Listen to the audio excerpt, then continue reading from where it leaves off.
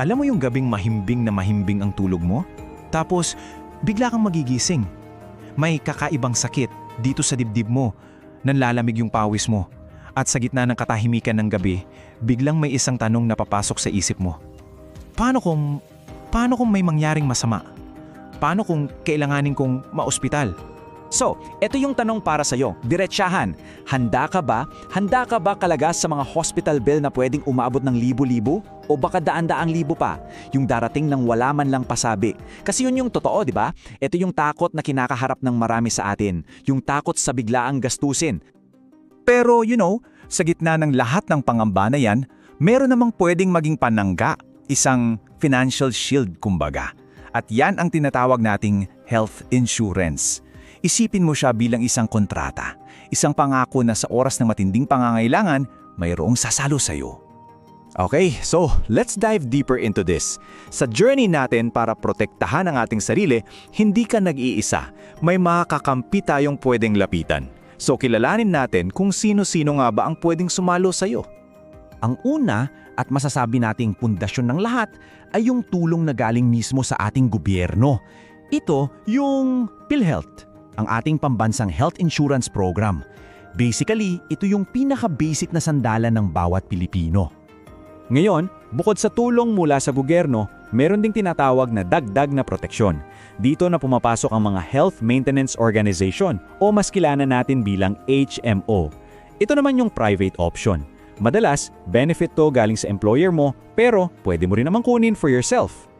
So, ngayong alam na natin yung dalawang main players, 'di ba? Si PhilHealth at si HMO, oras na para kilalanin natin sila ng mas malaliman. Kasi ang tanong, alin ba talaga ang para sa'yo? Tara, pag-aralan natin. Umpisahan natin sa PhilHealth.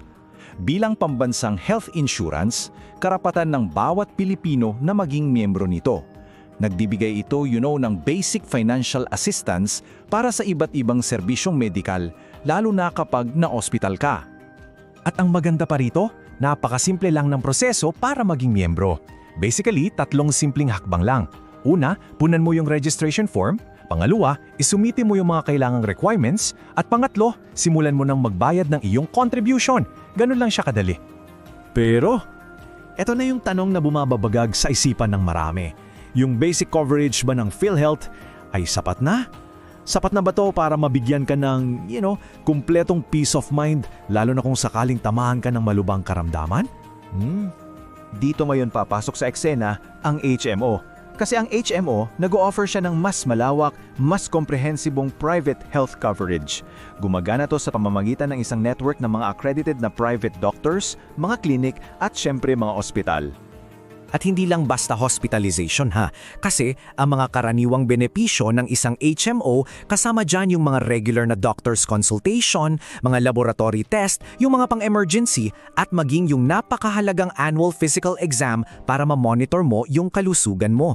So para mas malinaw, let's break it down. Tignan natin tong table. Sa coverage, yung PhilHealth, nakafocus yan sa basic hospitalization.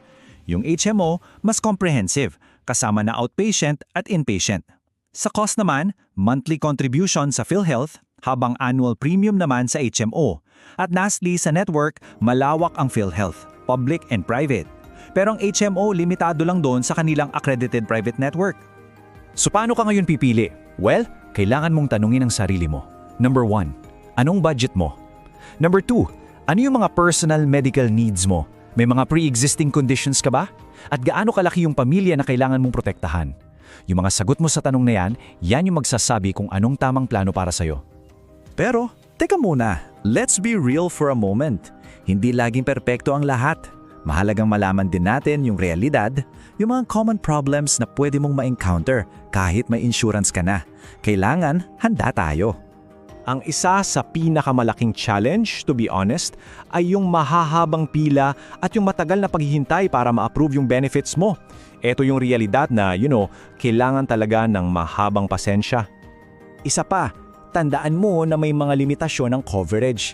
Kaya super importante na basahin mo ng mabuti yung policy mo.